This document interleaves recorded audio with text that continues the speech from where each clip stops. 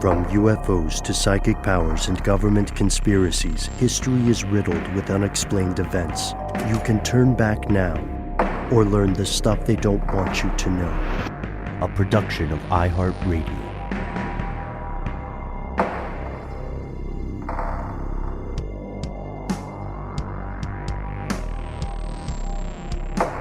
Hello, welcome back to the show. My name is Matt. My name is Noel. They call me Ben. We are joined, as always, with our super producer, Alexis, codename Doc Holliday Jackson. Most importantly, you are here, and that makes this stuff they don't want you to know. It's that time again for our listener mail segment. Doc, codename Doc, could we get some kind of applause cue? Perfect. Because we went back through and we scorched, voicemail, earthed a cavalcade of stories from the best part of the show, which is you and your fellow listeners.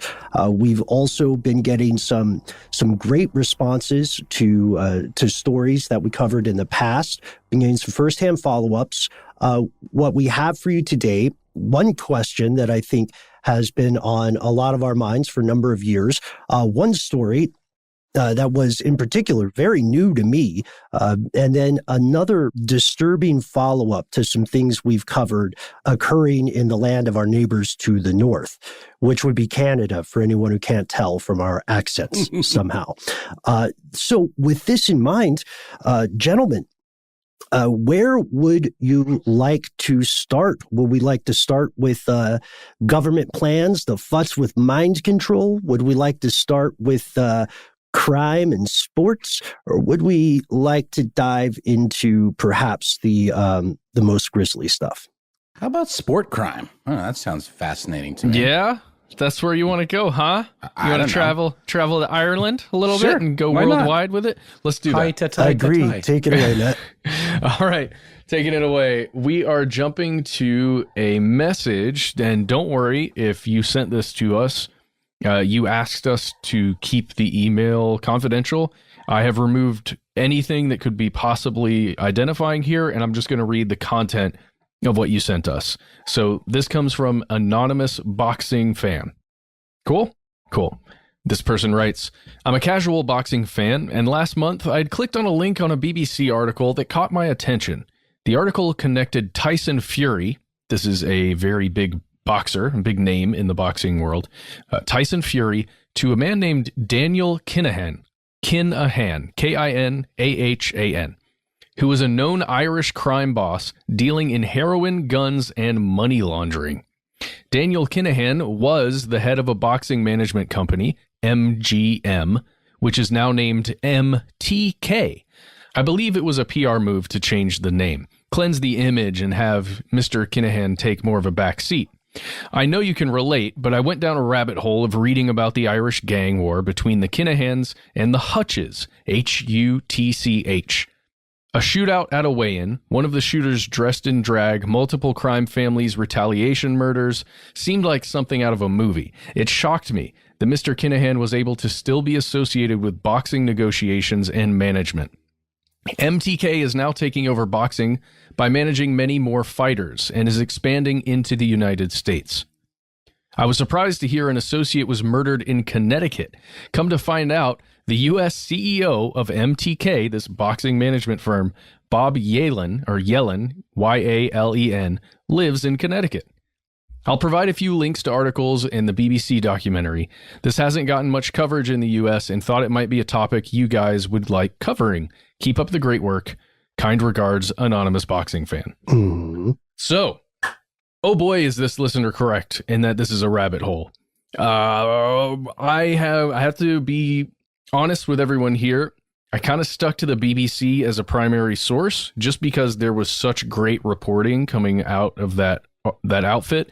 We're going to discuss it a little bit today, what we found thus far. And guys, I think there's enough red meat here for a full episode. You and I were talking about this off air earlier. I would go a step further. I would say, shout out to Don King when we're talking about crime and boxing. I would say that sports and crime is one episode by itself, and this and Boxing and Crime in particular are a second episode. So maybe we call it a two-part series while we're giving ourselves homework and promising. If you don't hear a two-part series from us, please directly, do not hesitate. Send an email to our complaint department, Jonathan Strickland at iHeartRadio.com. But give us a couple of months to sort this out. But let's get into the story first, Matt, because I think what we owe our fellow conspiracy realists here is a little taste, a little bit of an overview of why this has to be a full episode. What do you say? Oh, yeah, sure. Well, first of all, there are two things that you probably already know but are worth stating here. The reason why sports in general, and especially boxing, are so ripe for corruption or are ready to be taken over essentially by a group that maybe makes money in the black market in some way. So there are two things you need to know. The first, there is so much money to be made in the promotion of large boxing, like big boxing matches, big fights of any kind. We're talking MMA as well, but specifically in boxing, there's a long-standing history of lots and lots of money to be made when there's a big exhibition fight or a big title fight, especially title fights and heavyweights. My goodness, because you can get a lot of people to view them. You can get a lot of eyes on them if you're going to broadcast it in any way. And you can get a ton of people to show up in real life to an event. You can do it in a stadium. It's just good money from an event standpoint. The other is that betting exists, and it's legal in many places, and many kinds of betting is legal, and you can do that, and that's a whole big market. But on the other side of that is the illegal betting, the off-the-books stuff, the stuff that's handled by people, that may be loaning some money out to others. We can talk around it, but organized crime essentially can make a ton of money through betting on sports like this off the books. So just putting that out there as where we're level set now to discuss this stuff, let's jump to what our listener was talking about. He linked us to a BBC article titled Daniel Kinahan, Questions Over Fury Joshua Fight Promoters Drug Gang Links. This is Daniel Kinahan, this person who is allegedly a crime boss. He is linked to Tyson Fury, one of the biggest names in boxing. He won a heavyweight match in 2015. Then he left the sport for a while, came back, won some more titles, and he's got another big fight coming along. I believe it's in 2021. And I don't think that's happened yet. Correct me if I'm wrong. This article is from June 2020.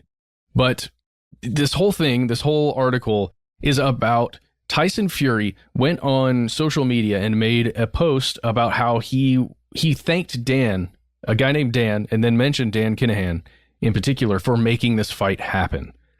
Mm. So in some way, Kinahan made a connection, sealed the deal with a handshake or something to make this fight actually occur. And Tyson loves this because not only is this, bringing him up on a fame level, he's going to get a huge fight. He's also going to make a ton of money because of this fight. And there's an Irish prime minister named Leo Varadkar, Varadkar, who came forward after he, heard this post that Tyson Fury made, and he said he was taken aback by these comments because they were referring to someone with a, quote, checkered history. And again, this is my first time learning about this person, Daniel Kinahan, but this guy has a history. I'm going to jump to a portion of another article, and this one is describing Daniel Kinahan. Now, this is very important. This is a quote. Mr. Kinahan has no criminal convictions, okay, when we're talking about this person, but he was named in Irish courts as the head of a prominent drug cartel. The Criminal Assets Bureau, which is part of the Irish police, it's the Garda. You've probably heard of them just from television. That's where I've heard of them from and some reporting. They say that he controlled and managed operations of this crime syndicate or one of these crime syndicates and, quote, has associations that facilitate international criminal activity in Europe, Asia, the Middle East, and South America. And Europol, according to the BBC, identified this gang that was linked to Mr. Kinahan as one of the main cocaine importers in Europe. Oh, man. It says it now smuggled its surplus supplies to countries as far away as Australia. And the FBI qualifies him as a narco-terrorist as well, I believe. Exactly. Yes. So he is identified as being this prime, member of this group, but he has no convictions, as in nobody has ever made anything stick yet to Kinahan. Oh, Matt, spoiler alert for me, and I think it'll be apparent later in this segment. Are we going to get to why that's not happening, or why he's walking around peachy keen? Well, I will talk to me about it. Talk to me about it. Let's wait till the end. We need to learn more, I think, first. Well, there's more stuff to this, and it's huge. And it's like I'm breaking apart the timeline already by telling this to you. Sorry, terrible storytelling going on over here. But there was a shootout that our emailer mentioned there. There are several deaths that started with the event that was described there, and that's really how the world, or at least the BBC, came to know Dan Kinahan. And they're saying in Ireland, in February of 2016, that's when there was gunmen that attacked a weigh-in at a boxing match, and it resulted in the murder of somebody who was a leader, I suppose, in the Kinahan crime cartel. At least that's the way it was reported. And it's thought that perhaps Daniel Kinahan was the intended target of those gunmen, but they instead killed somebody also high up in the organization, just not the target. Is this the Hutch Kinahan feud? Yeah, this is the Hutch Kinahan feud, and there's a long timeline there of like a murder that takes place in Spain, and then from there's a cascade of retaliation murders between the two families, or the crime families. And there's even footage, you may have seen this. There's some pretty grisly footage of this occurrence that you can find online. And there's a BBC Panorama documentary that includes portions of that footage. You can find it online in a couple places. In the US, it's kind of difficult to track down and to be able to watch, but you can find portions of it on YouTube. If you search Panorama, BBC, boxing, and maybe Daniel Kinahan, you can find it. Or, watch it in a legitimate way if you can, if you want to pay for it and support the broadcaster. It's just, it's difficult to do. And it doesn't support Kinahan, if that's what you're worried about. No. We didn't even get to the heart of the stuff. The concept that this guy who is allegedly making all of this money through this crime syndicate, selling drugs, selling guns, doing all kinds of other things like that, is then profiting off of these boxing matches that are, on pay-per-view. They're broadcast the world over. They make millions and millions and millions of dollars, and potentially can launder all of that money easily through betting, right? That's one of the great things about sports and betting. You can launder crap loads of money through that stuff. Just that these are boxing matches that end up being title fights for organizations that are not necessarily connected with organized crime in any way. So it's like selling the image of the sport, selling the image of those organizations, and in this case, actually getting people killed because of this gang war. Yeah. I think the most remarkable thing too about the story on the BBC, not the most remarkable, I'm being silly, but there's an amazing picture of this guy, Tyson Fury, and he's wearing like this really like crazy print jacket. It looks like it has like 8 balls on it, or billiard balls, or no, it's like actually images of like boxers printed on the jacket, and he's wearing no shirt underneath it and a necktie just around his bare neck. It's an absolute Wait, you're talking about Tyson Fury? Yeah. Tyson Fury's amazing, dude. Yeah. Look at this guy. He's a thing to behold. He's hailed, and I don't even want to use the term, but as like the Traveler King, maybe, or something like. Maybe that's how you would say it now.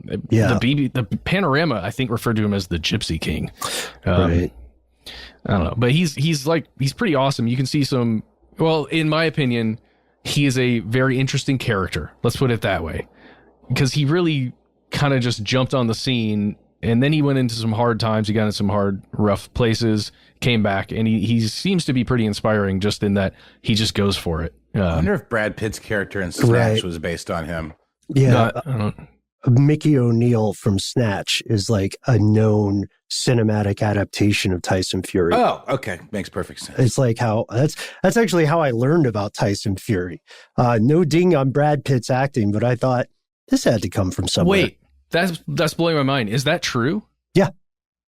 Oh my gosh, because I didn't learn about him until he was kind of working his way up to that title fight in the late teens, 20-teens. Well, that's the rumor, at least. I haven't talked with Brad or Tyson about this. Oh, got it. But maybe we can get them together and see. But yeah, that's the concept, and of course there are people who would say they object to that characterization. You know what I mean? Is it the perpetuation of a stereotype and so on? But but from what I understand, yeah, Mickey O'Neill in Snatch is based on Tyson Fury, or inspired by, and there's a little bit of I don't know if the timeline works out, but there isn't who directed Snatch again, guys? Guy Ritchie. He's a boxing fan as well, so he would have been aware of it, I believe. Oh, absolutely. Yeah, and like a born and bred, British subject.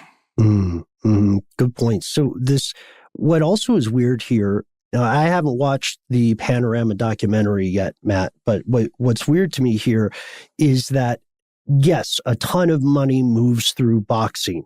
Longtime listeners, we didn't agree with Brian Toohey on absolutely everything that he claimed regarding sports and corruption. But boxing is historically at least, a hotbed of corruption. And it's an enormously promising way to launder dirty money if you happen to be running a criminal organization that makes north of $1 billion in terms of net worth. This will get you a lot closer to having that money cleaned than, say, a car wash. Or even selling, arguably even selling even the high-end art trade. Oh, yeah. I think we're forgetting about laser tag, though. We're never forgetting about laser tag. But before we need to move on to the next thing, I just want to put a couple sources in your minds. So if you want to read more, you can. There is a DublinLive.ie article here. It's titled, "Daniel Kinahan is a dangerous man who brings terror to boxing world," says Barry McGinnon. McGinnon? McGuigan.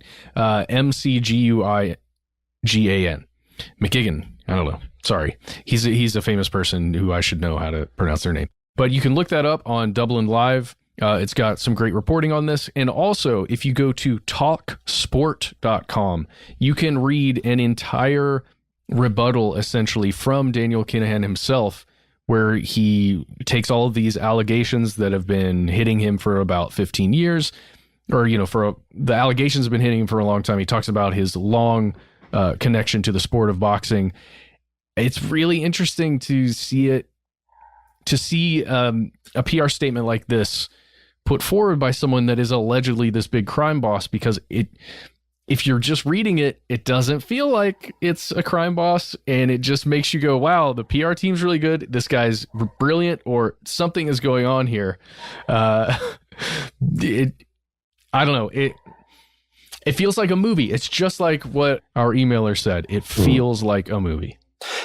And one thing I would add, that question we set up just a little bit earlier, why are none of these charges sticking, even though we have these contradictory reports? You see that article you mentioned, Matt, but then you also see different people in the boxing industry who are choosing to remain anonymous, and they're outright saying, like, there's a great Insider article about this. They're outright saying, yeah, Kinahan is our fixer. When Tyson Fury is talking about getting the deal over the line, that may mean that Kinahan called some people and told them to straighten up, or maybe anywhere from verbally bullied them to maybe a threat. I don't know. Yeah, if he really is who he is, then just getting a call, right? He's like, hey, right, this is Dan. I need this to happen. They're okay, yep, cool, all right. Don't want guys with AK-47s dressed like police officers coming into a World Boxing Organization match at a hotel and shooting people. No. Still it's just a phone conversation though, without having the explicit transcript of that. You have to be careful legally. But one thing that doesn't help people who are certain that this man is a crime boss, one thing that doesn't help as far as prosecuting him is that he no longer lives in Ireland. He for almost a year now, he's been living in Dubai, which is a little bit expensive, so it would give prosecutors a question about his income, I would imagine. I hear they have a great mall in Dubai.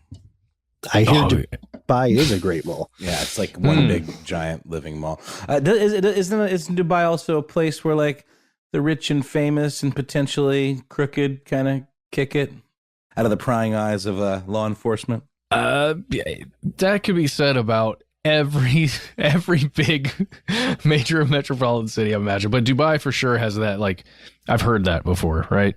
Because of the wealth, the opulence that just is shown on the streets and in the architecture and all that stuff. Yeah, I guess I'm just like I've maybe more specifically like people with a very luxurious and, dare I say, hedonistic lifestyle. Just be careful. Cultural norms are very different. Also true. In Dubai. True. Yeah. Very, very different in ways that very different and very strict, actually. Many places in the world are. As I hope we have said before, anytime you travel internationally, be very aware of the laws and the mores of the place in which you move, and do not violate them. Because if you go to a country that says they have the death penalty for something that you would consider relatively minor, like marijuana possession, the fact that you consider it relatively minor, if you're from Denver, is not going to change their decision that you should die. So be very aware of this. Your opinion in that matter is relatively minor. Right. And I think a lot of it, when we're talking about high-level operators in the gray area with great financial power, a lot of the concerns about where to be located trace back to extradition treaties. That's why you see a lot of people that make you might think, that's weird. You're a billionaire. Why are you living in this place? I wouldn't have ordinarily. Aren't you more of a Monaco kind of dude, right, bro? But they're living in those places for a reason. Now, since nothing has been proven against Mr. Kinahan, all that can be said is that he is living a good life in Dubai in what has been described multiple times as a safe haven. Yeah, it's also a tax haven. There's lots of loopholes in terms of taxes on imports and exports, taxes on corporate profits and capital gains.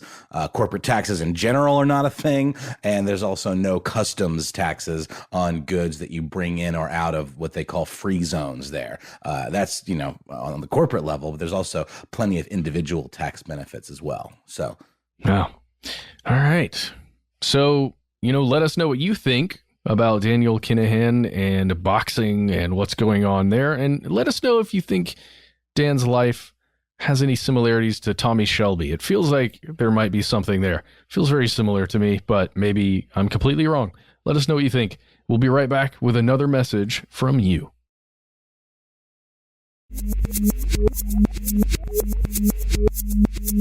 And we're back with more messages from you, the public.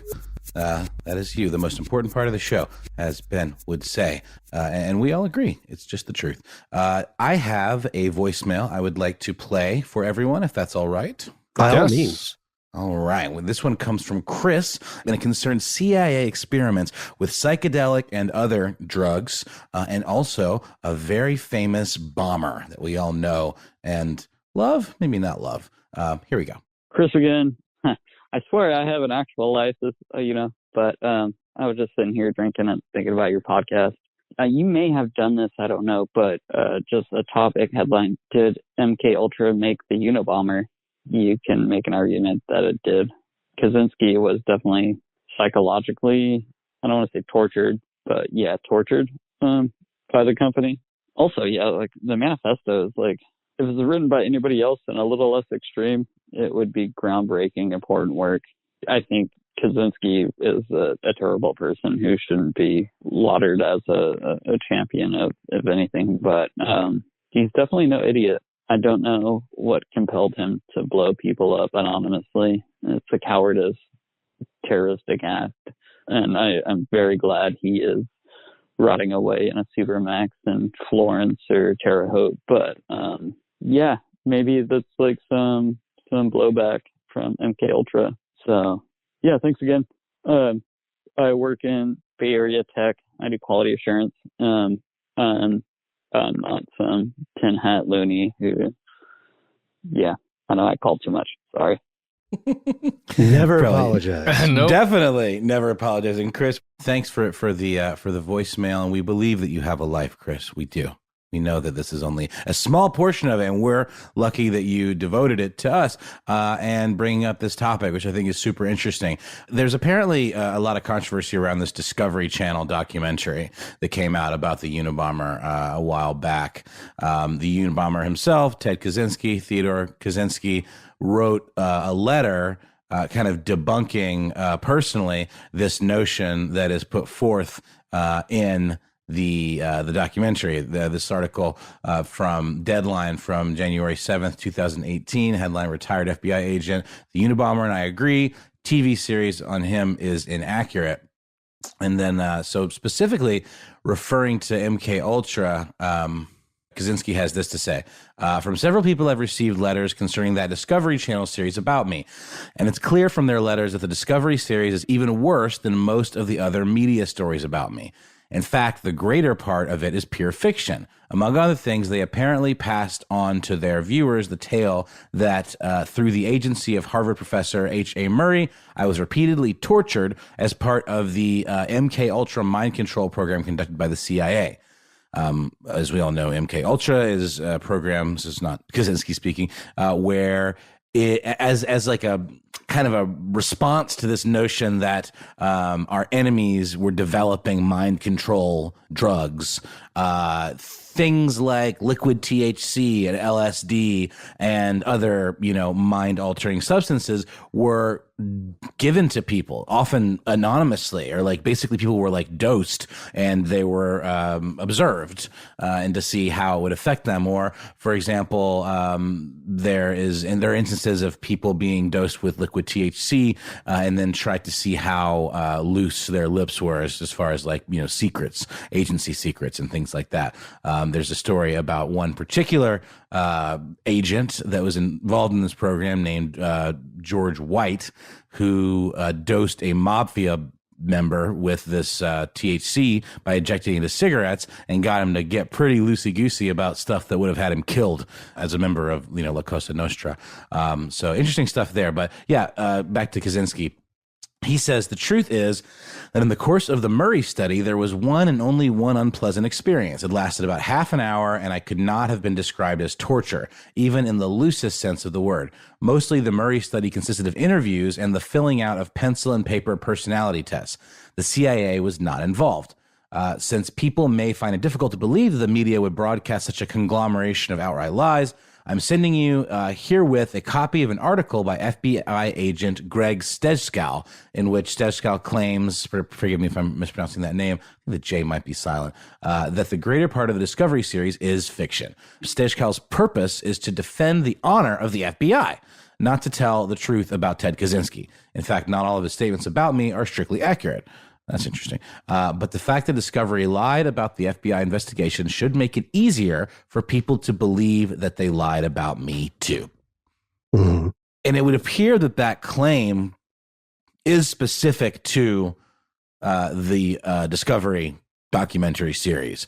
There's this great article in The Atlantic from 2000 talking about these experiments and going into detail about them and kind of making the thesis that these could have poisoned Kaczynski against science, which is something that he would write about in his manifesto. But nowhere in this Atlantic piece does it mention anything about MKUltra. It seems like that's very specifically something that this Discovery documentary seems to have gotten wrong, at least according to Kaczynski himself. and someone, with experience on the matter from within the Bureau. So what do you guys think? Is this something that you'd heard of before? This is the first for me. Yeah, I've heard this pretty often over the years. There's actually there's a podcast by a friend of the show, Lowell Brillante, called Prodigy, which dives into a deep and really well done exploration of Kaczynski's formative years, because he was very young when he went to Harvard. At the time of the Murray experiments, he was only about 17 years old. These were humiliation experiments. I think I know where the conflation begins too, at least on the Discovery documentaries part. So the Murray experiments are named after Henry Murray. And part of these experiments, in very high level, were to, quote, evaluate an officer's candidacy for positions in the U.S. military.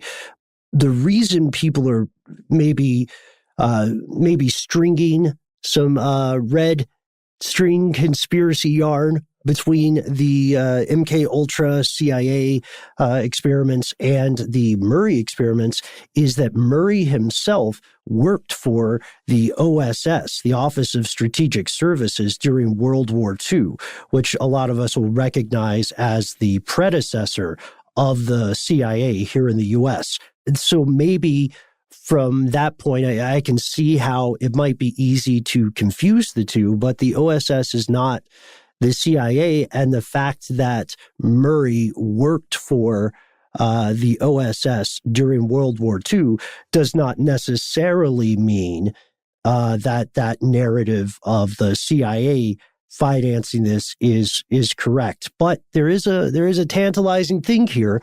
There's another podcast on our network, since I'm doing plugs, there's another podcast on our network called The Control Group, which is a dramatization of the way some of these experiments occurred. People who are conducting things related to MKUltra, academics, professors, researchers, and so on, may not have necessarily known where the money was coming from. It may have been coming through front groups. So it's also possible that there could have been something that was later discovered to be part of the overall genre of this kind of unethical experimentation, and that it occurred without the knowledge of not just the participants, but the experimenters themselves. So, but you're right, Noel. It is a very important distinction. So Kaczynski was in those Murray experiments, which subjected people to a lot of psychological stress. And again, that's during a formative year, but that's not the same thing as sort of the CIA Monty Burns style wringing its hands and saying, creating yes, terrorists. we'll build a terrorist. Exactly. But this, I mean, I think it's an important distinction. It's also, I mean, what do you think? It feels to me that it is a pretty valid and plausible argument to make that this experience impacted someone who already had a vulnerable mind, but did it cause them to perpetrate the acts that became the Unabomber? Well, I don't know. That might be a bridge too far. Yeah, I think so. I mean, let's say it was MKUltra, and and this was specifically being dosed with LSD. I mean, I think something that we've seen, anyone that's been around people that have experimented with psychedelics know that it brings out stuff that's already kind of there. It's the same way like people that are drunk kind of just they become like a more extroverted version of themselves, or they go a little further maybe with their thoughts, or they take things a little further, but it's not like just putting things in. It's not implanting you with ideas. The ideas are already there. It just kind of like helps bring them out a little more. So that's true of LSD and a lot of drugs, stimulants or what have you. So to me, the idea of weed made me do it, or LSD made me do it, I don't buy that, because to me it's something that's already latent within you and that it can kind of just bring out.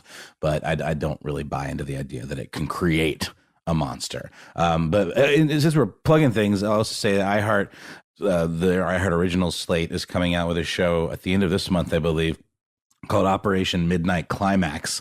This sort of it's a nonfiction dramatization, I guess, of the MKUltra experiment, specifically through the eyes and the lens of this character, George White, And I had the pleasure of being able to narrate the thing. I've never really done that before. So that should be hitting your feeds soon. And it's very well written, a really great team behind that. So also beautifully sound designed by our buddy Julian in New York. And yeah, check that out if you want to hear a little more of like kind of a inside, the mind of someone that's actually doing this stuff and dosing unsuspected people with these drugs just to, see what happens. I love that cup, Ben. Oh, thank you. All right. Yeah, dude, definitely listen to that show. It's going to be awesome. I can't wait to hear it. Another thing to bring up here. I really didn't know much about MKUltra connected to Kaczynski, but I am fascinated with his timeline and his trajectory. And as you guys have been talking about, some of his thoughts in his manifestos. I mean, it's stuff that's worth reading in some messed up way. Some of the thoughts are very fascinating, just as our caller Chris mentioned. The timeline with him also in the late 60s there, when he moves out to Berkeley after he gets his degrees, from Harvard and then I believe University of Michigan. He's out there in like 67, I think. And that's around the time when officially the known Zodiac killings were happening. Just putting it out there. Maybe there's even more to Kaczynski than just MKUltra. Why not? There's a series of 3 books that you can read from an author we met named Mark Hewitt, that are all about how Kaczynski is the Zodiac. Well, that's the thing when you don't have, I mean, as you know, Matt, from some of your previous excellent work, that's the thing when you don't have a lot of emergent evidence, you're kind of, the speculation thrives, right? And we tend to look at concurrent events and see whether the ostensibly unrelated may give us a new perspective on the problem we are solving. So it doesn't seem like his style, though, right? Which is the primary argument against it.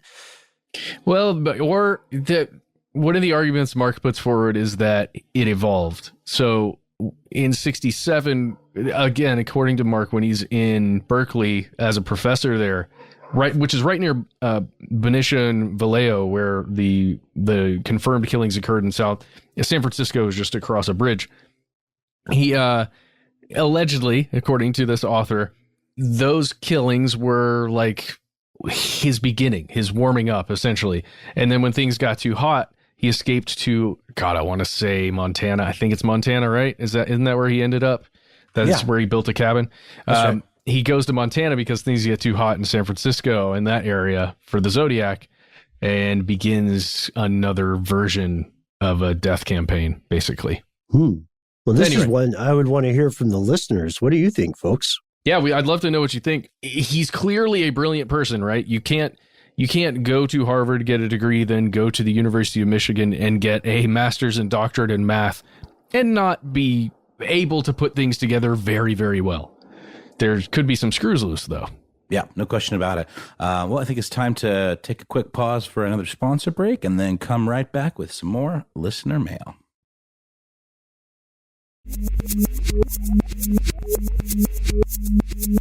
And we are back for the final installment of this week's listener mail segment.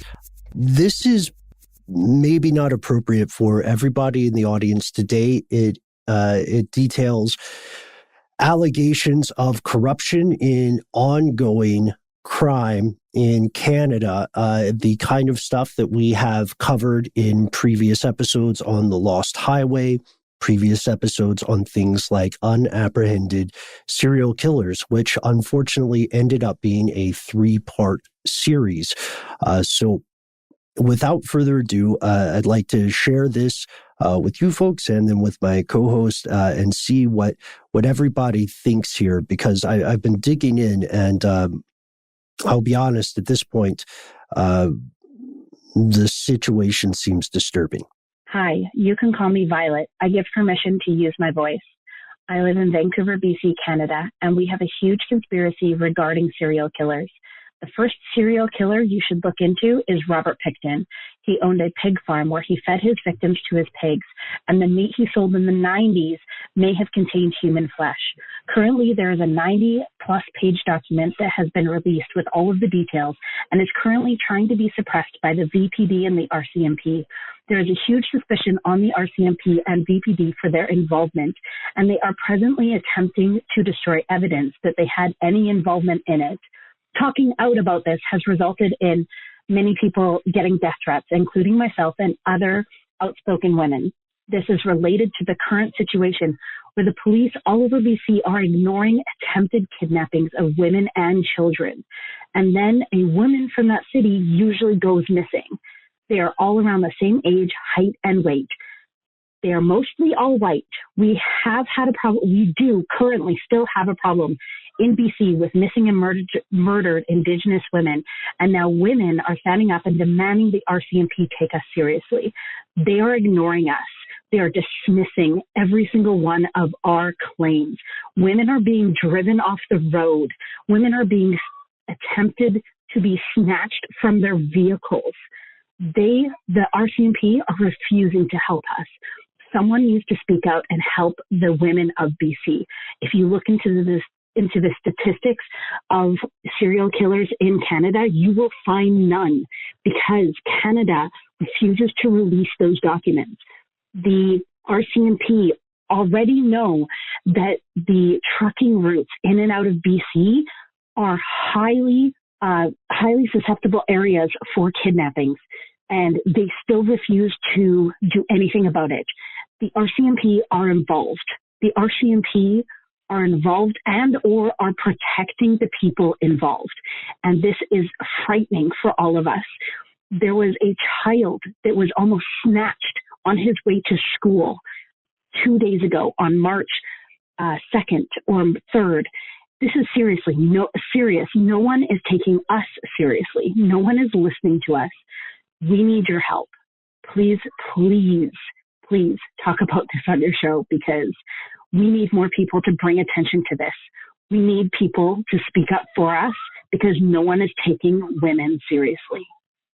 Thank you very much for taking the time to reach out to us, Violet. This is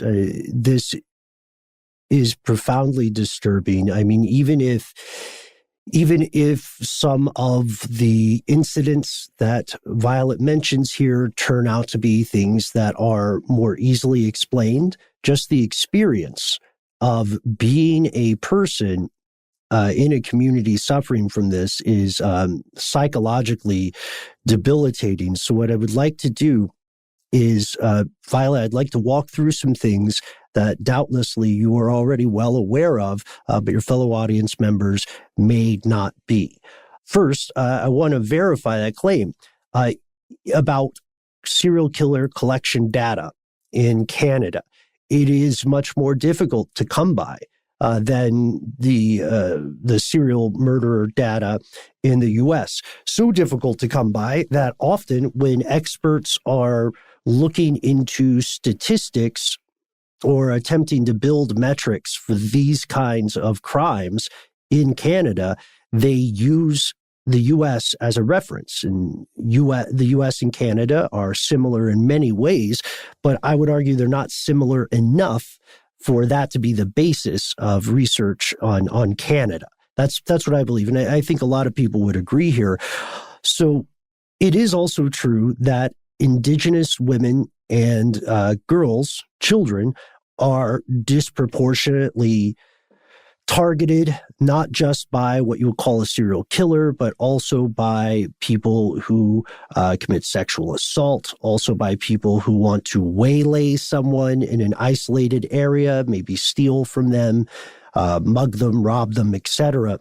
And we know that there's a little better research, oddly enough, well, not oddly enough, more toward the West Coast because of the Highway of Tears. We did an episode of that. That's that stretch of Highway 16 in northern BC, where the estimate alone is troubling, an estimated 18 to 50, mostly Indigenous women, have gone missing or been found murdered. Why is that troubling? Because there's a hell of a margin between 18 and 50. right? These are human lives. And that also means that we're only seeing the ones that were reported as of 2019. If you are a listener in the U.S., and you don't live near the Canadian border, you might be surprised to learn the extent of the controversy here, because this has been an ongoing argument. Women's advocates such as Angela Marie McDougall, executive director of Battered Women's Support Services, is saying that the RCMP, the Royal Canadian Mounted Police, by the way, the ones with the horses. She and others are arguing that the RCMP is attempting to suppress the truth, or suppress eyewitness reports, possibly, as you said, Violet, also destroy evidence. McDougall specifically points to the larger issue here, which is ongoing sexual violence in that community. And she says, validly, I would argue, that it's completely reasonable for people who might be a victim of these crimes in the future to not completely trust the system, to also have fear that one day they may become one of those victims they are currently fighting for now. The police, McDougall says, are investigating but there's also this question of whether social media is playing a role in this. Like there are videos you can find, they're being shared on social media platforms, Instagram, TikTok, all the hits, where people are noting not only is the RCMP in their perspective being dismissive of the original claims on social media, but in addition to not investigating these claims, they are also asking people to stop spreading the videos. And you can imagine, if you are someone who fits the demographic of a possible victim here, that sounds very much like being ignored, right? Absolutely. Very much like being brushed aside and being that one person in the horror movie who says, there's a monster, and then someone else says, it's only the wind. Horror movies are a perfect analogy for these kinds of situations when they're factual, and also for situations like ongoing abuse in relationships. And I don't just mean romantic ones. The thing, though, for the RCMP's part, to catch people up here, is back in February, just last month as we record this, police came forward and said, they reiterated, you need to stop spreading these videos about missing women and alleged abduction attempts because they are unproven rumors. And these videos do run the gamut, if you see them, which you can find these, to say that there might be a serial killer afoot, that there might be human trafficking occurring, and that the authorities are either, and again, this is not what we're saying, but this is the argument, and it's important to know. They're saying the authorities are either incompetent, they're either dismissive, or they are willfully in some way covering up. And if they're willfully in some way covering it up, it means they might be colluding. And then also, Violet, you noted possibilities of retaliation, right? Which I heard in there. I'd like to just read a statement from a spokesperson for the RCMP, one Michael McLaughlin, who said, quote, "We have an open mind, but so far there is no evidence to support that any abduction attempt has actually happened. If we see any real risk, we will let the public know. In the meantime, we're asking you to stop spreading unproven rumors." These videos, by the way, the frequency of these videos increased amid some high-profile disappearances. One, Trina Hunt in Port Moody, 48 years old, vanished January 18th. One, Shalene Keeler-Bell, who was 23-year-old, a mother who vanished January 30th. So with McLaughlin and others in the RCMP, the danger here is that they feel like there may be a public panic spreading based on unfounded speculations and fear, like people drawing another line between situations that might be unrelated and saying it's all part of a larger thing.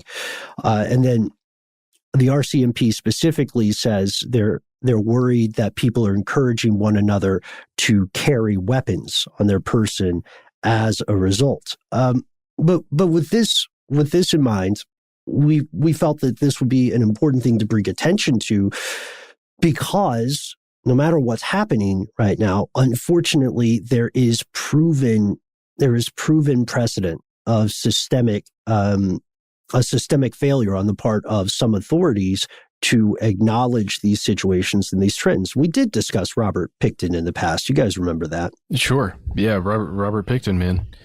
He's pretty brutal, or he was very brutal. And the problem with that, correct me if you've already mentioned this, Ben, but the problem with that is that rumors were spreading about some serial killer operating in, I think it was mid to late 90s, maybe, that there was a serial killer operating, and then he didn't get picked up until a decade or so later.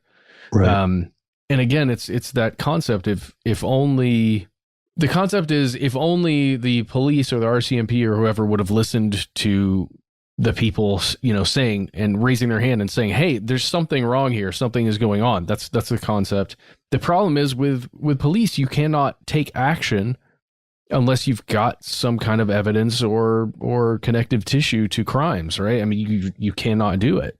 I don't mean to speak for the officers there as in like, yeah, they're doing the right thing in warning people not to spread these kinds of videos, but it's a tough thing. Like we talk about on the show all the time. How do you know your source? If you've got somebody on TikTok telling you, yeah, there are 5 disappearances that have just occurred, and maybe you don't get all the info and it's very emotionally charged, maybe it's difficult to ascertain what is true and what is being added to it, right? Like in that great game of telephone that everyone has every time another story is shared.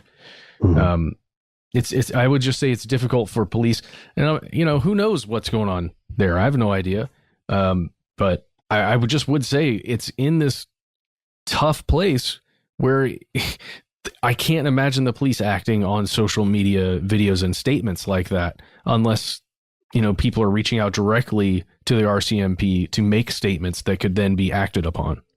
Which is what they've asked people to do. They have said, please stop circulating videos if there's not proof of this. If you do believe that you have been the victim of an abduction attempt, or you believe you have witnessed one, please, they're saying, contact the RCMP directly, which is, of course, that's what the normal process should be. The argument on the other side, I would imagine, is there will be people saying, I had to resort to the public sphere because I did what I was supposed to do. I tried to report and I was ignored. Or people are fearful, as our caller stated, that perhaps there's a connection there between whoever's making the disappearances and some officer or officers. So I understand that. Mm-hmm. While I may believe that's unlikely, or hopefully at least unlikely, and would encourage people to continue attempting to reach the authorities like that. That must be a very scary situation. Yeah, exactly. And this is compounded by statements from experts. There's a researcher I want to draw attention to named Michael Arntfield, who is a criminologist and serial killer researcher at Western University. He studies patterns of homicide for something known as the Murder Accountability Project here in the U.S. And he's one of the people that I leaned into when I was looking at the problem of getting correct and accurate data from Canadian authorities. And he says, first off, he says that from the West Coast to what's called the Golden Horseshoe surrounding Toronto, there's evidence to suggest that not one, but multiple serial murderers are hunting and targeting Indigenous women and children. And a couple of the things he says in an interview that he had just a little less than 2 years ago in 2019, he says, we don't know for sure in Canada because no one will give us the data, but for sure you would see Edmonton up to Fort McMurray light up with indications of homicides that's already well established. And he also guesses you would see a higher incidence from Manitoba to Northern Ontario and down to the Golden Horseshoe, Greater Toronto area as well. And he says that one of the issues is that murder data in Canada is owned by something called StatsCan, all one word, StatsCan, and that this group decides, rather than experts, who gets to know what, and says that they control the narrative, therefore, on homicide. And, you know, you learn disturbing things with this, like the FBI's Highway Serial Killer Initiative, which we had discussed in its own episode in the past, really put the spotlight on the opportunity that people in the trucking industry might have. And I'm not saying truckers specifically, I'm saying in the industry, living along those interstate routes. There's a troubling number of unexplained disappearances and deaths. So the question is there something we can learn from there, from that research that could be applied up north? The answer is yes, there's a lot we could learn, but it would be, our chances of saving lives would be much higher if we had access to the data from that country, you know, Yep. and it's a dangerous thing. And it's, you know, it's very easy to sit here on this show and say, well, just give the numbers to the people, give the numbers to the experts, give transparency. There may be intervening variables or reasons that we're not aware of that prevent or disincentivize StatsCan from doing this. But then again, can you really blame people for going to social media if they're acting in good faith? Can you blame these people for trying to get the word out about something that they think authorities are ignoring? I don't know if you can. I don't know if you should. No. I'll say it, Ben. I'm speaking directly to you, people who control the stats of crime in Canada. Get that stuff over to the Murder Accountability Project. The folks over there, like you said, Michael and Thomas Hargrove, all of the guys there, like, just give it to them. Let's see what happens. They've been able to identify clusters, like serial killer clusters in other places in the world, and I think it would be good to do that.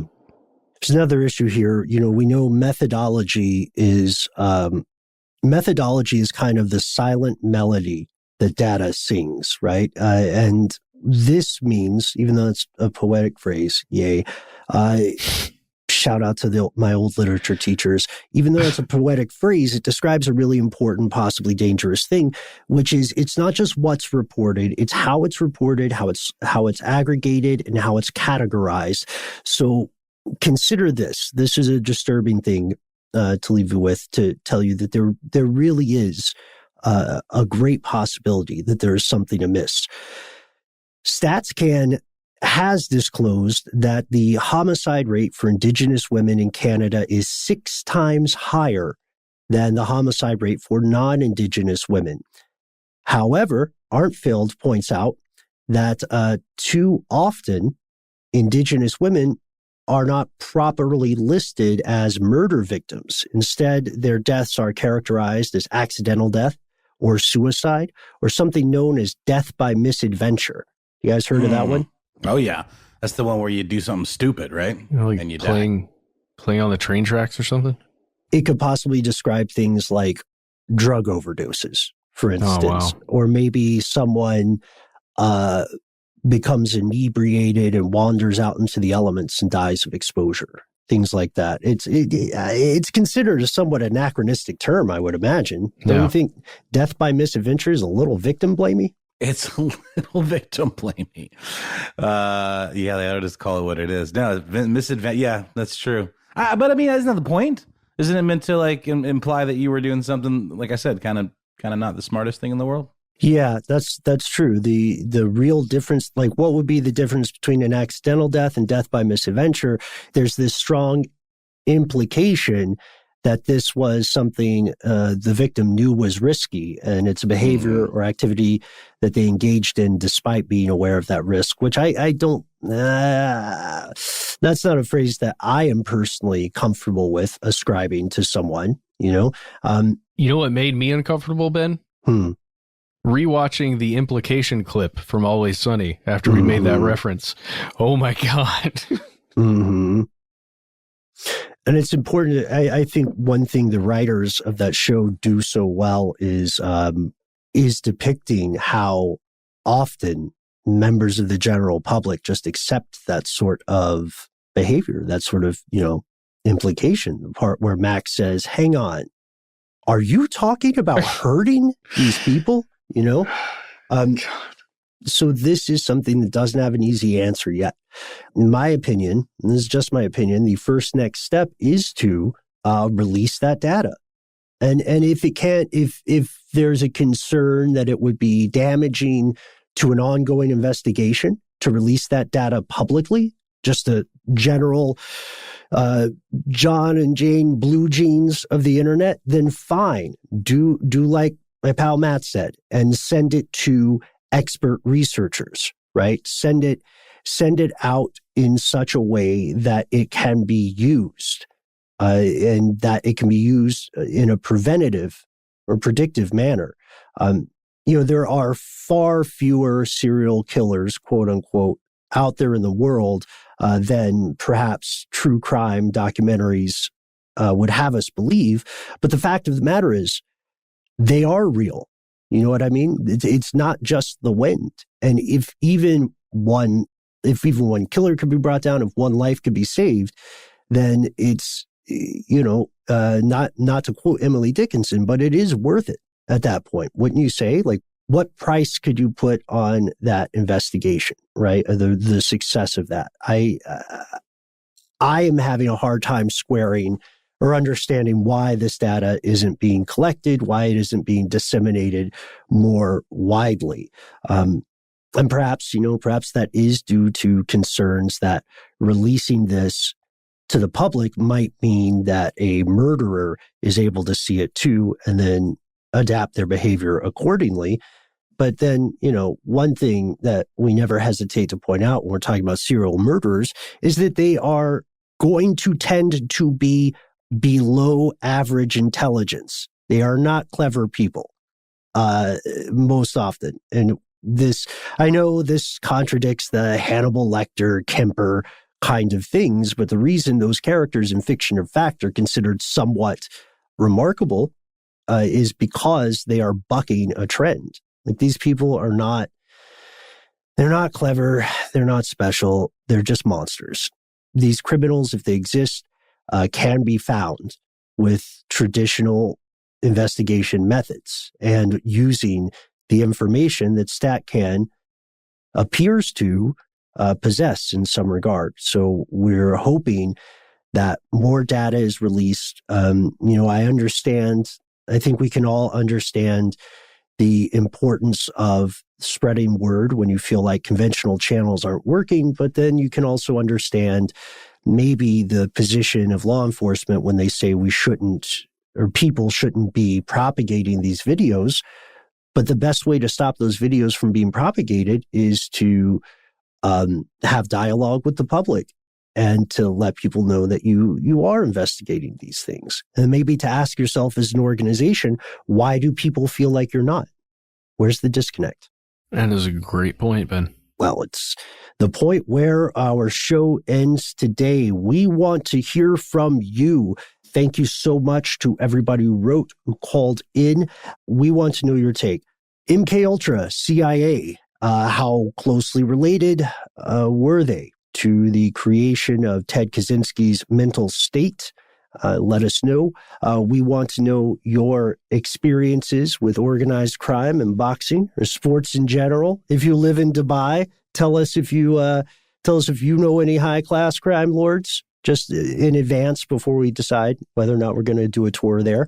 And then, of course, if you live in Canada, either on the law enforcement side or if you live in the area that Violet's talking about, please let us know your take. We'd love to hear from you. We try to make it easy to find us on the internet. That's right. You can find us on the usual social media locations of choice, of note. You can find us on Twitter and Facebook, where we are Conspiracy Stuff Show on Instagram. Why not do yourself a solid and join the Facebook group? Here's where it gets crazy, because that's where it gets crazy. And you want in on that. You know you do. That's right. And if you do not like Facebook, tracking you and all the stuff you do online. We understand. Why not give us a phone call? Pick that thing up that you always are using your thumb on and use your mouth on it. Sorry. Call 1-833-STDWYTK. Leave a message after you hear Ben's voice and that theme song that you love. I know you do. What's up with that doorbell, y'all? Is the pizza guy here? I don't understand. To debunk that one, it went along with a visual on the video, and then it just stayed in the doorbell. Yeah, the People pizza ask guy about that. always delivered the stuff they don't want you to know. I think that was the trope. I'm not sure. That's right. Yeah, who knows? But yeah, when you do call, please leave your name, whatever you want us to call you. That's important. Doesn't have to be your real name. Just what should we call you? Let us know if you're cool with us using your message on the air, then leave your message. When you leave it, please keep it as succinct as possible and try and do it in one shot, one voicemail. And then if you feel like you're gonna have to call back a whole bunch more times or you've got way too much story, we'd recommend you please send that via email. It'll be much easier for us to process and it'll increase your chances that we get to discuss it on the show. That email, by the way, is conspiracy@iHeartRadio.com.